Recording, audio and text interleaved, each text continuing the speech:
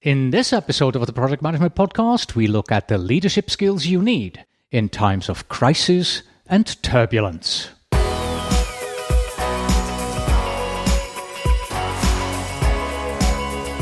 Hello and welcome back to the Project Management Podcast at pm-podcast.com. This is a special episode that we titled Leadership During Crises and Turbulence. I'm Cornelius Fichtner. I hope you are doing well. We live in troubling times. We are facing a global pandemic, with many of us following stay-at-home orders, and we see civil and political unrest erupting. There are some political leaders who are stepping up to the challenge, others not so much. But what about us, project leaders? What can we do to help our project teams, colleagues, organizations, and even our social circles face these challenges?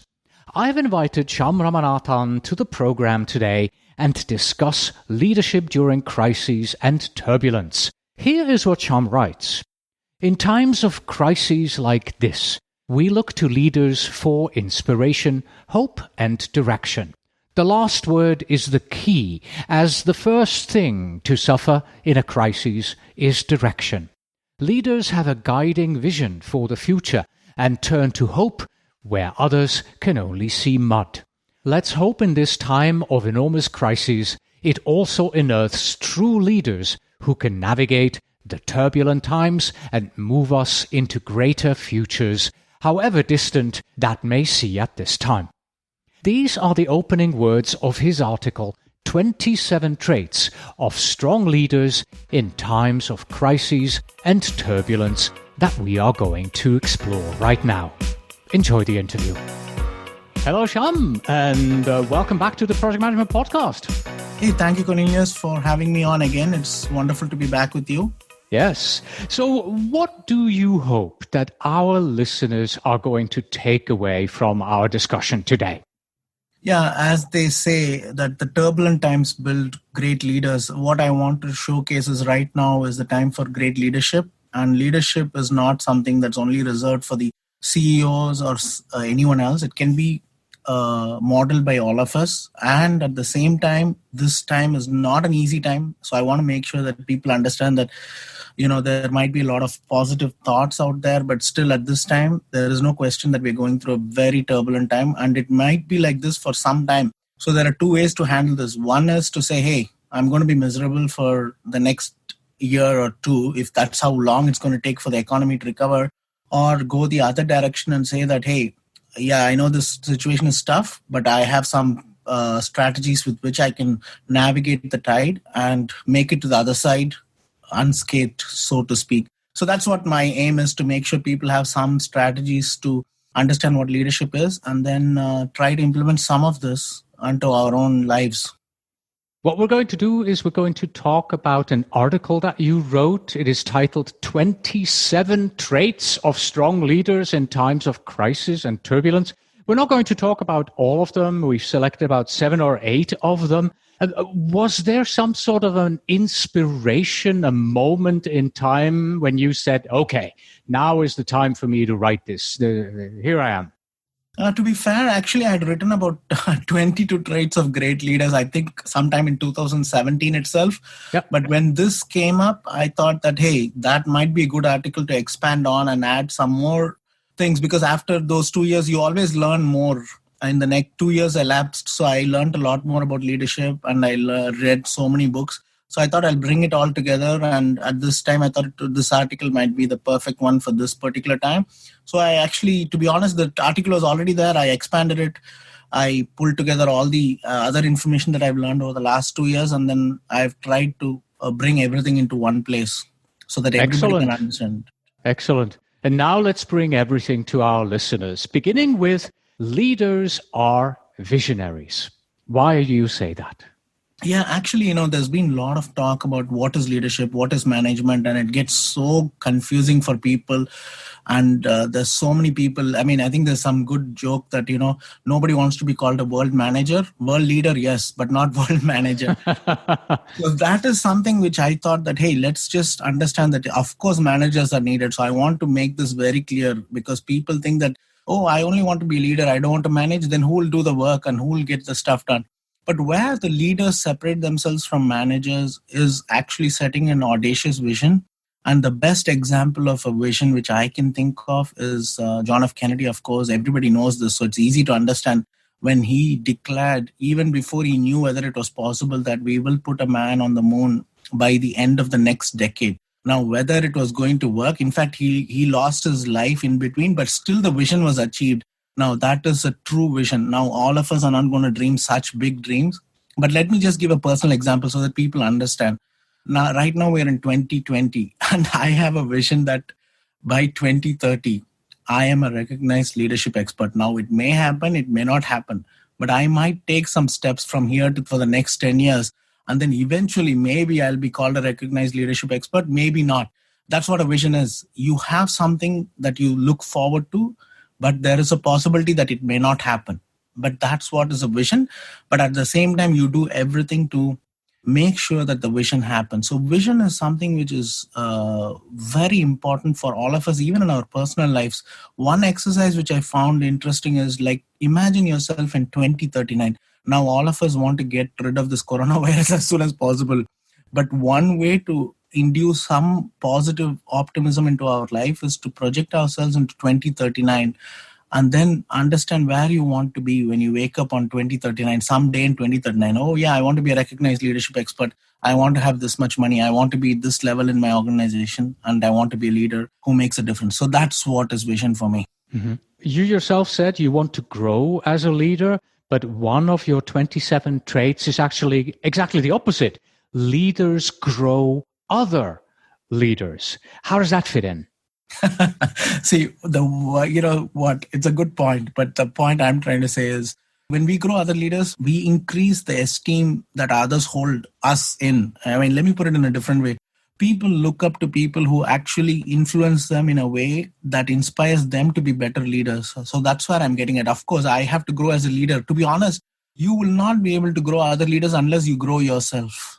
That's a very important point. Unless you grow yourself, there is no way other leaders are going to follow you or going to get inspired by you. I think John Maxwell has 5 levels of leadership. Now, he says the 5th level is where you go to such a level in leadership that others just grow towards you.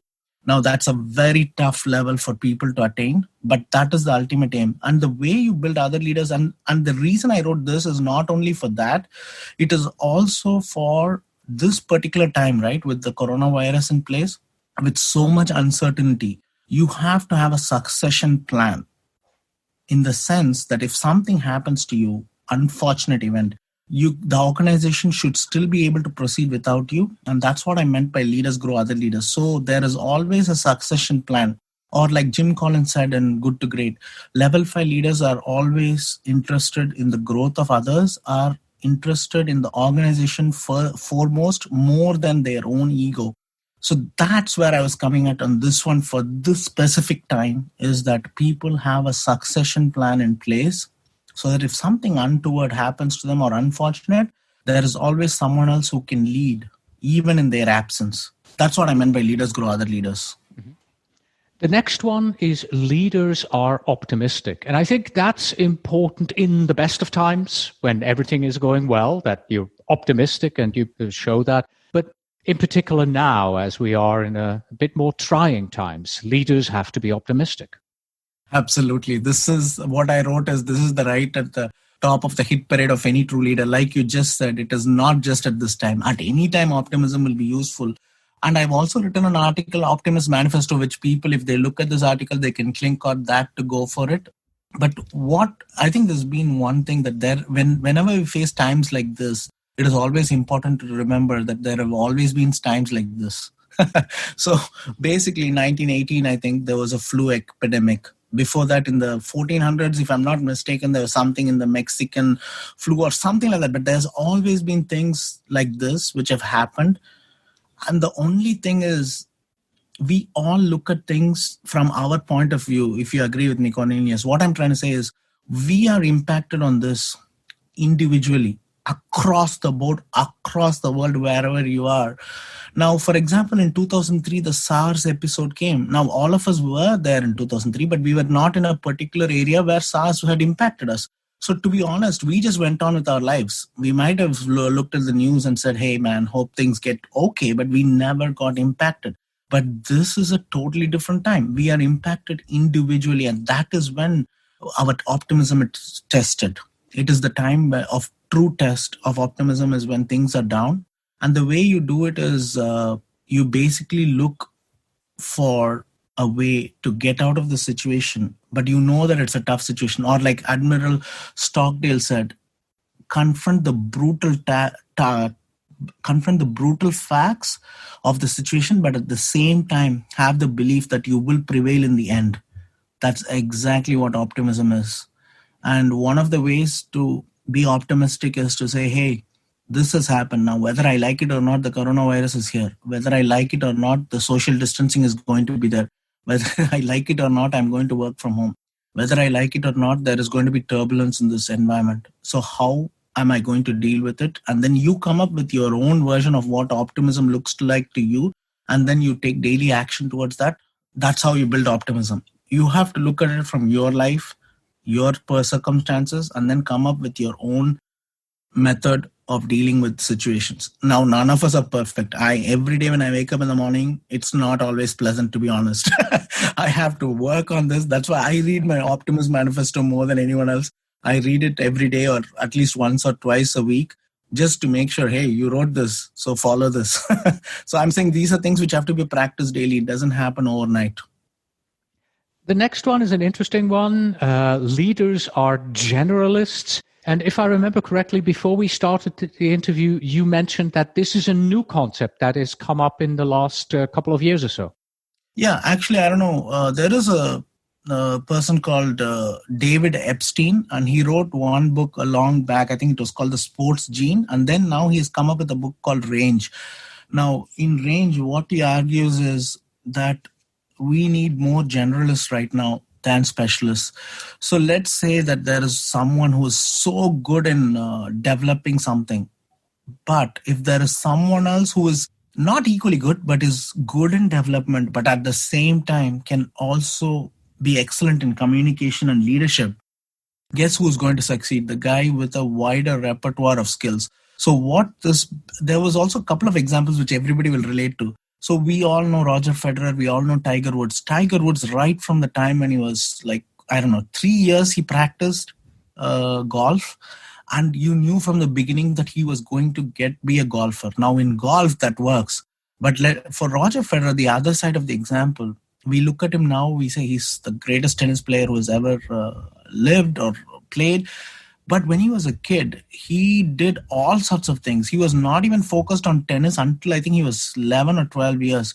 So the parallels for us is you never know. Now, we probably are midpoints of our careers. You never know how your career is going to be shaped. But if you're going to take a leadership position in your organization, I think it is imperative that you become a generalist and have an overall view on the finance, sales, marketing, and all the other arenas of the organization, and then be good in all of them, but then build a team who are specialized in a few of the things. But I'm saying if you really want to go deep into an organization, you need to become a generalist to really go very high in the organization, or even to bring the best out of yourself.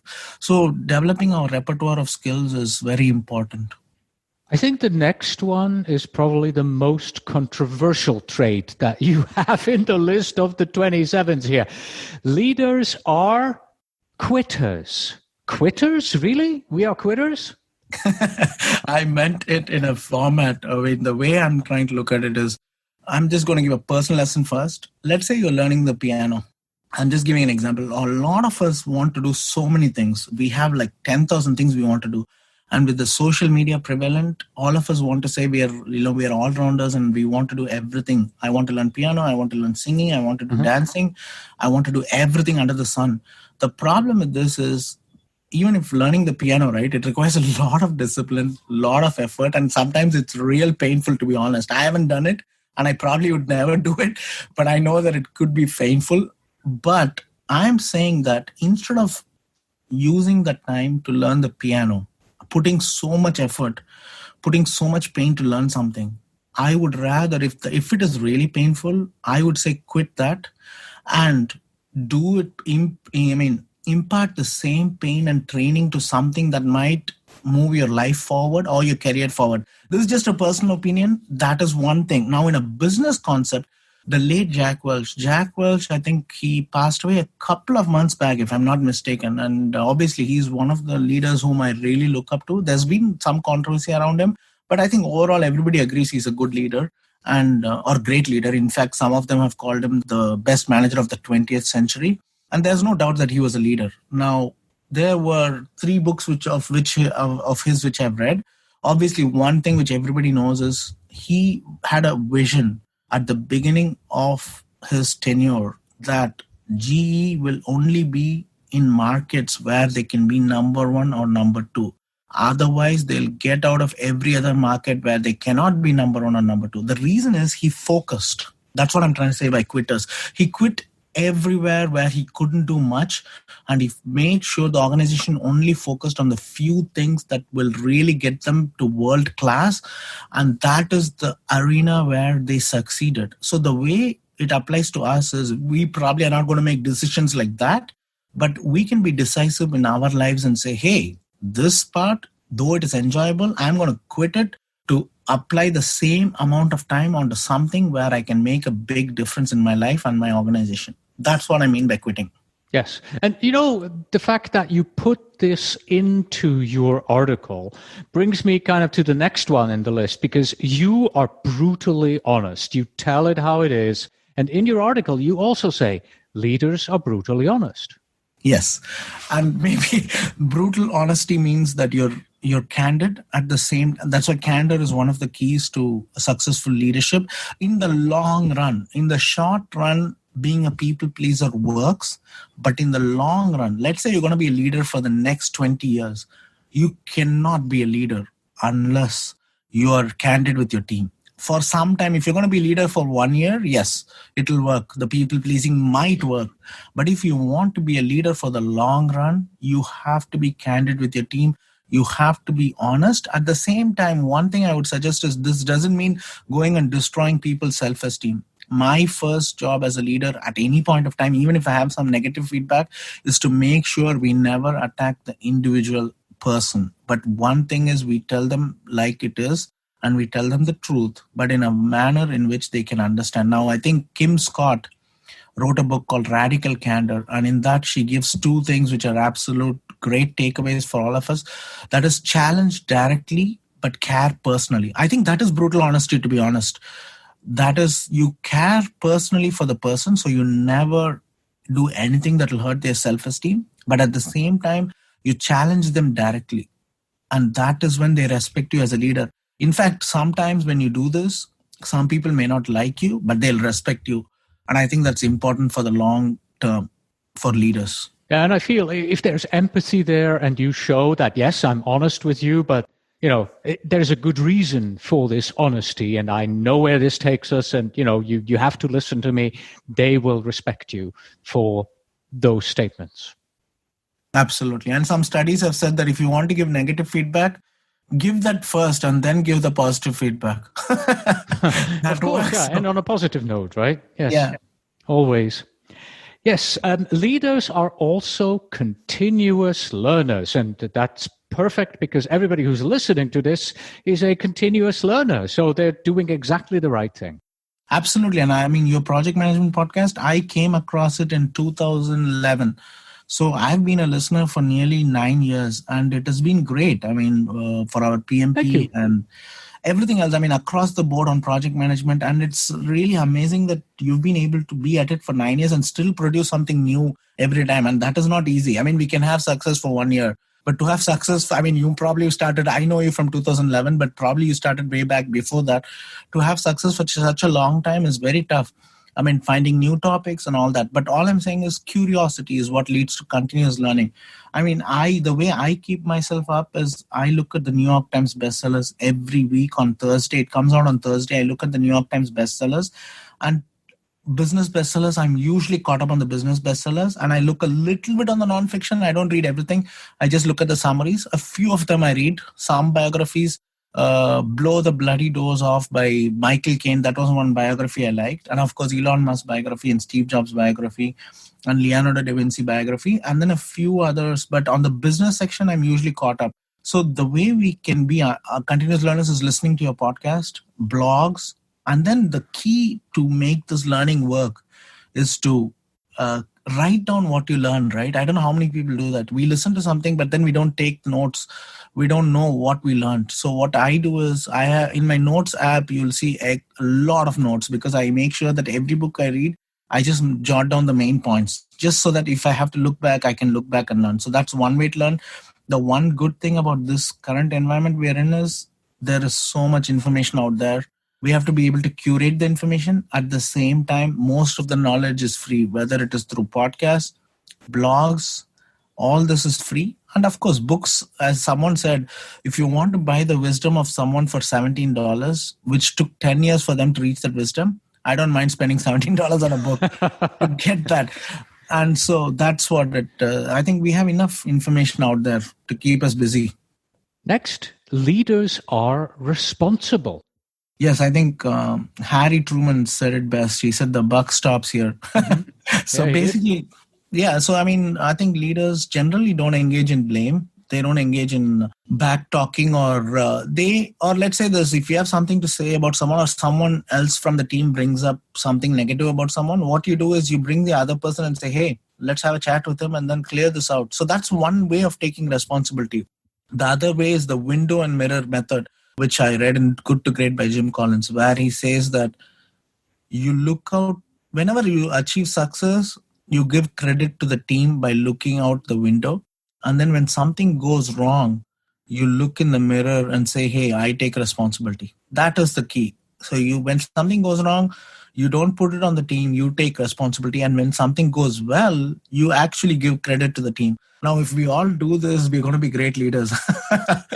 So that's one way of taking responsibility. And when you're responsible, even in your personal life, when you take a situation and say, hey, I am responsible for most of the stuff which I have done in my life, then you feel better actually. Eventually you'll say, hey, there's nobody to blame. It becomes easier actually when you think about it. It's tough in the initial stage, but eventually it becomes easier because there's no one else to blame anything on. The last trait that we want to look at in today's discussion is leaders are high on self-care. And I think this is particularly important in these troubling times. Absolutely. I mean, it's so easy for all of us. I mean, for example, I was always waking up early and I used to hit the gym every day, 5:30 to 6:30. Now the gyms are closed. It's a little painful, to be honest, to adjust to a new situation.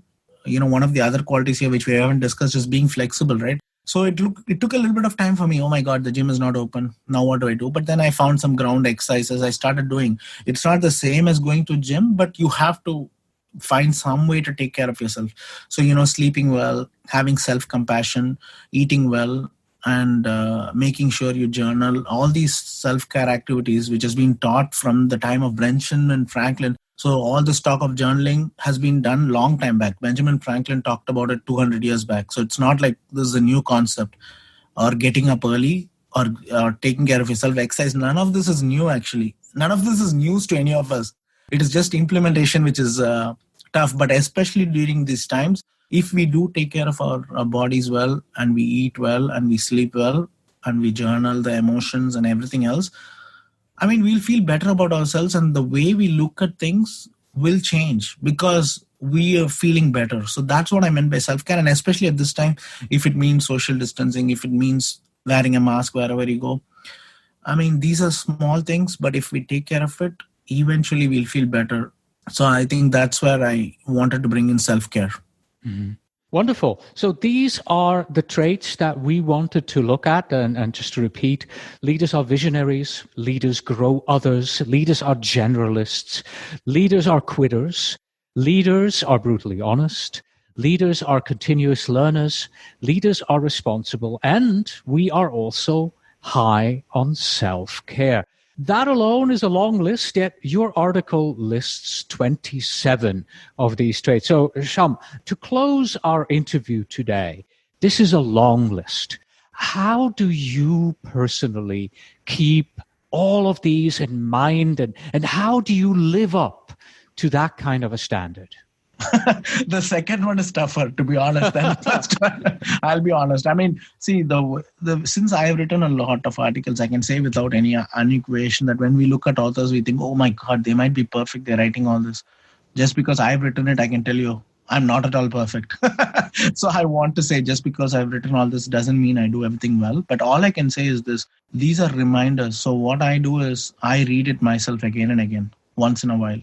Of course, reading what we have written for ourselves is a little tougher. We can always read someone else's article, but I still read mine because obviously if I've written all this, I have to follow most of it. I try it, and some of it is, we don't have to remember all this. I'm trying to say that take what is important, and just one thing I can say is this. After all this study on leadership, I've come up with only 3 things that I think is important for a leader. Just if I had only 2 seconds to tell you what leadership is, or let me say 1 minute, I'll say leadership is about dreaming big, having a vision, ability to inspire others, because if you're not able to inspire others, you're not going to be a leader. And third is leading by example, which is exactly the point you were trying to say here. How do you lead by example? It is by trying to walk the walk as much as you can, or talk the walk so that what you say is actually what you're doing. And this is not easy, and we will fall because we're human beings. But when you fall, we recognize that, and then we come back to this. So these are just like guidelines. These are like just values that we can aim for, and we will fall behind. But these are targets we can shoot for. And as I said, I've come up with my leadership philosophy, and others should take the time to come up with their own. And that's why I boiled it down to 3 things. Just to repeat again, having a big dream or a vision. And then second is ability to inspire others. And third is leading by example. That's where I have come up with my leadership philosophy after doing all this. Yeah, and so if you read the article, again, it's called 27 Traits of Strong Leaders in Times of Crisis and Turbulence. I think don't let the amount of traits get to you. I mean, go through it, look at what speaks to you personally. And there are probably several in these where you go, yeah, I do this already. This is something that I am already good at. I am a strong leader in this particular trait here. But that one over here, this second one, this third one, yeah, I could be better there. I could improve in these additional traits. And then, work on those and then come back to the article again. Maybe make your own list where you feel, okay, these are the 10 that I need to work on. It's not intended as a be-all, end-all, right, Shyam? This is more this is aspirational, really. Yeah, I mean, I can then, like I said, 2 years back, I had 22. Now I've made it 27. Now, I don't know, after 3 years, I might change it. I mean, I might change a few more things. I might add 4 more things. Let me put it that way. Because some of this is like, I may not delete anything, but I might add a few more. But all our perspective is from a time or at a particular point of time, right? Anything. And, after some time, we will have a different view on the same thing. And there might be, like you said, 1 or 2 of these traits might be better at that time. And some of them we might have fallen back and we have to get back on it. So I hope this works for people. And I hope at least there is 1 or 2 takeaways from this. Wonderful. Thank you so much, Shyam. We will have a link to this article on our website at the Project Management Podcast. Thank you so much for joining us today, Shyam, and talking to us about the 27 traits. Thank you so much, Cornelius, and I wish a safe time for all the listeners, and thank you for listening. Shyam Ramanathan is a director of BA QA in global delivery and has been working in the IT world for over 19 years. His mission is to maximize his potential and help others maximize theirs. And that's it. Thank you very much for listening. Please visit pm-podcast.com for show notes, links, transcripts, and PDU information. Our email address is info@pm-podcast.com. And finally, we have this. Stay safe. Until next time.